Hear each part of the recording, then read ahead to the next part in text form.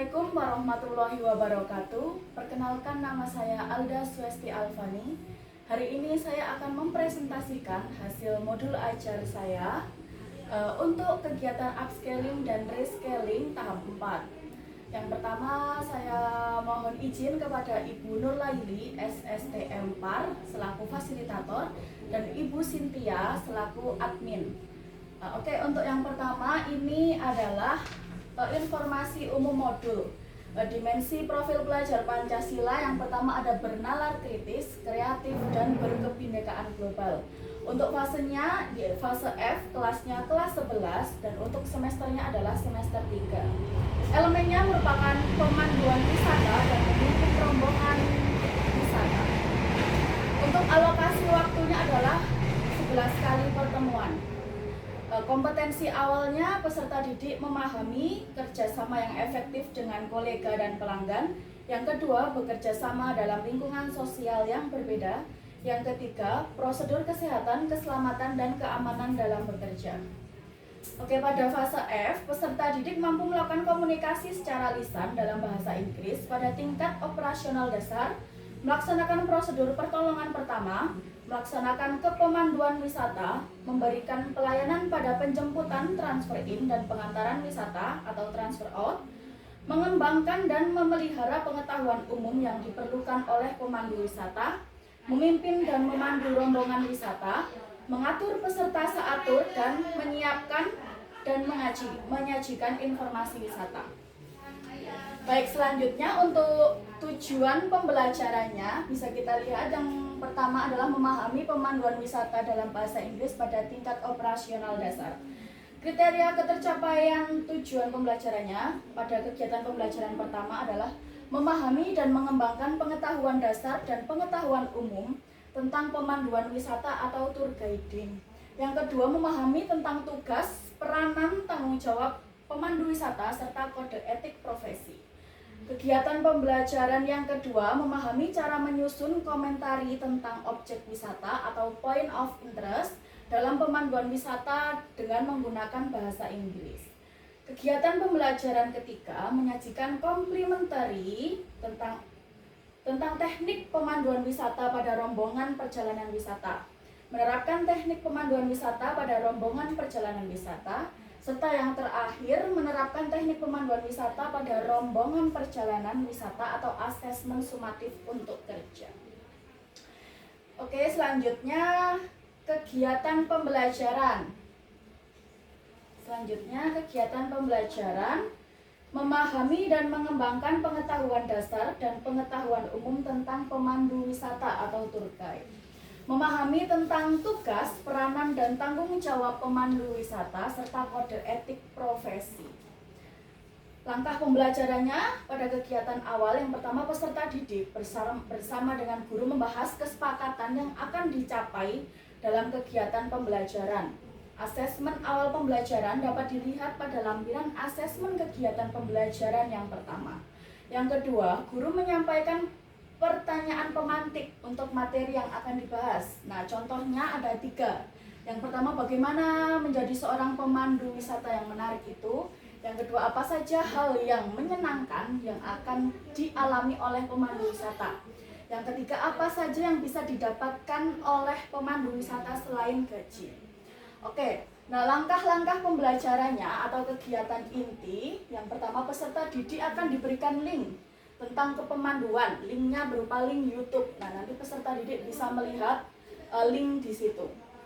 Yang kedua, peserta didik memberikan opini secara bergantian tentang pengetahuan umum, pemanduan wisata, tugas, peran, dan tanggung jawab pemandu wisata, serta kode etik pemandu wisata sendiri. Yang ketiga, peserta didik melakukan eksplorasi dengan menggunakan smartphone atau PC atau bahan pustaka yang terdapat di mini library tentang pengertian pemandu wisata, fungsi, tugas, dan peranan serta kode etik pemandu wisata. Nah, yang keempat adalah hasil exploring didiskusikan bersama teman dalam kelompok kecil yang berisikan 3-4 kelompok. Hasil diskusi bisa dituangkan dalam bentuk PowerPoint bagi siswa yang menyukai pembelajaran menggunakan teknologi, atau berupa gambar bagi yang suka dengan pembelajaran visual, ataupun narasi bagi yang berkemampuan public speakingnya itu sangat tinggi. Nah, yang kelima, setiap kelompok mempresentasikan hasil diskusi di depan kelas untuk mendapatkan penilaian dan masukan dari kelompok lain. Nah, langkah pembelajarannya yang ketiga atau penutup, peserta didik membuat rangkuman terkait materi yang dipelajari. Yang terakhir merupakan refleksi dari siswa dan guru. Refleksi dilakukan untuk mengetahui kendala, hambatan, dan kesulitan yang dialami oleh peserta didik maupun guru agar kegiatan pembelajarannya yang selanjutnya lebih tertata dan bermakna. Baik, adapun kegiatan pembelajaran yang kedua, memahami cara menyusun complementary tentang objek wisata atau point of interest dalam pemanduan wisata dengan bahasa Inggris. Langkah pembelajarannya, kegiatan awal, peserta didik bersama guru membahas kesepakatan yang akan dicapai dalam kegiatan pembelajaran. Yang kedua, guru menyampaikan pertanyaan pemantik untuk materi yang akan dibahas. Ketika kalian berkunjung ke suatu museum atau gedung bersejarah, informasi apa saja yang ingin kalian ketahui? Nah, yang selanjutnya, informasi apa saja yang ingin kalian ketahui ketika melihat sebuah tarian atau upacara tradisional di suatu daerah? Yang ketiga, ketika kalian mengunjungi sebuah objek wisata yang menarik, informasi apa saja yang ingin kalian gali lebih dalam? Serta yang terakhir adalah, apa pertama kali yang kalian pikirkan pada kedua gambar makanan ciri khas dari suatu daerah yang ada di bawah ini? Selanjutnya, langkah pembelajaran inti, peserta didik menyimak salah satu link dari video pemanduan tentang objek wisata atau point of interest dari berbagai macam tipe objek yang sudah tersedia di dalam link yang ada di sini. Oke, selanjutnya, setelah itu menyimak video pemanduan wisata atau membaca buku yang disiapkan, peserta didik diminta untuk memberikan opininya secara bergantian tentang hal-hal penting yang disampaikan dalam memberikan komentar tentang objek pada saat pemanduan wisata. Yang ketiga, peserta didik melakukan eksplorasi dengan menggunakan smartphone atau PC atau bahan pustaka yang disediakan pada mini library tentang beberapa objek wisata yang terkenal. Disarankan untuk memilih objek yang terletak di kotanya sendiri dan sekitarnya terlebih dahulu. Yang keempat, peserta didik membagi diri ke dalam kelompok kecil 3-4 orang untuk menyusun suatu commentary dari objek yang telah dipilihnya ke dalam bahasa Inggris. Penyusunan komentari objek mengacu pada informasi terkini dan benar sesuai dengan kaidah. Pengelompokan bisa dilakukan berdasarkan pilihan objek yang akan dikomentari. Setiap kelompok mempresentasikan hasil diskusinya di depan kelas untuk mendapatkan penilaian dan masukan dari kelompok lain.